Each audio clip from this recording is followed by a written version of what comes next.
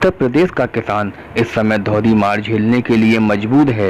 एक तरफ जहां कई जिले में कम बारिश की वजह से सूखे जैसी स्थिति झेलने को किसान मजबूर है, तो वहीं यूपी की प्रमुख नदियों के जलस्तर में वृद्धि के कारण 16 जिलों के 600 से अधिक गांव जलमग्न हो गए हैं। विभिन्न जिलों में गंगा, यमुना, शारदा, घाघरा, चंबल और बेतवा नदियां खतरे के निशान से ऊपर बह रही हैं। उत्तर प्रदेश सरकार ने 16 जिले में 337 बाढ़ राहत शिविरों की स्थापना की है और बाढ़ प्रभावित गांवों के लोगों को इन शिविरों में पहुंचाया जा रहा है। संबंधित जिलों के प्रशासन ने प्रभावित क्षेत्रों में राहत और बचाव कार्य शुरू कर दिया है।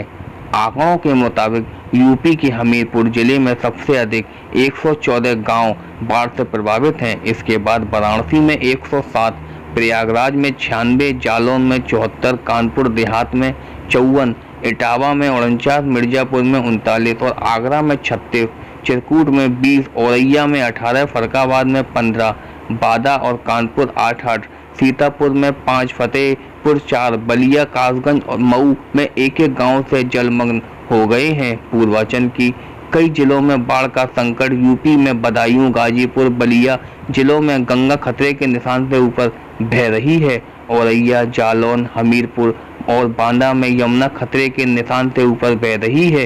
चंबल, आगरा में खतरे के निशान से ऊपर और लखीमपुर खीरी जिले के पलिया कला में शारदा नदी बह रही है।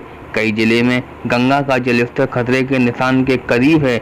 इसके अलावा यूपी के फरक्काबाद, प्रयागराज और वाराणसी जिलों में गंगा खतरे के निशान के पास बह रही है। इटावा और प्रयागराज जिलों में यमुना का भी यही हाल बना हुआ है। रामगंगा, गंडक, राप्ती, रोहिणी, बेतवा, केन, चंबल और गंडक नदियों के जलस्तर में भी वृद्धि दर्ज की जा रही है। हालांकि ये नदियां वहां खतरे के स्तर के नीचे बह रही हैं। एसडीआरएफ को आगरा, झांसी, लखनऊ, वाराणसी, इटावा, प्रयागराज, गोरखपुर, बलिया, जालौन, अयोध्या और मिर्जापुर में तैनात किया गया है। उन्होंने कहा है कि प्रांतीय सशस्त्र पुलिस बल पीएसी ही बाढ़ इकाइयों से राहत और बचाव के कार्यों की कमान भी संभाल ली है, जिसके चलते हुए किसान नेता श्यामवीर चाहर ने उत्तर प्रदेश सरकार व केंद्र सरकार से किसानों को कुछ राहत देने के लिए भी अपील की है। से आप उनको मुआवजे को लेकर क्या मांग करना चाहेंगे? आगरा जनपद में चंबल, पार्वती और ये खारी नदी और यमुना निकली है, जो बहापनाट क्षेत्र है, उसमें इतनी भयंकर बाढ़ आई जो कि 1996 के लगभग आई थी। उसमें हजारों की संख्या में किसान प्रभावित हुए, उनकी फसलें बर्बाद हुई, हजारों की संख्या में मकान धराशायी हो गए, परंतु जिला प्रशासन की तरफ से अभी तक कोई मुआवजे की घोषणा नहीं की गई, न राज्य सरकार की तरफ से की गई।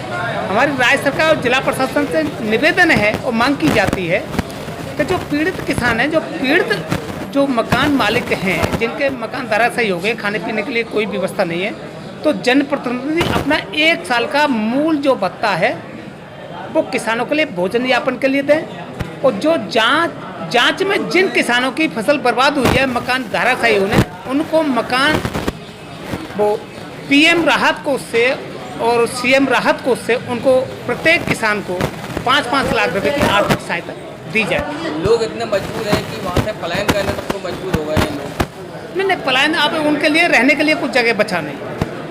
तो वहाँ पर एक चीज़ और है, सेंचुरी, जो वन विभाग की सेंचुरी है, वहाँ पर उन्होंने यानी किसानों की ज़मीन को सेंचुरी ले ले, जो चंबल के अंदर है, और जो सेंचुरी की जो सरकारी ज़मीन है वो किसानों को दे दे। किसान इस पर भी राजी है।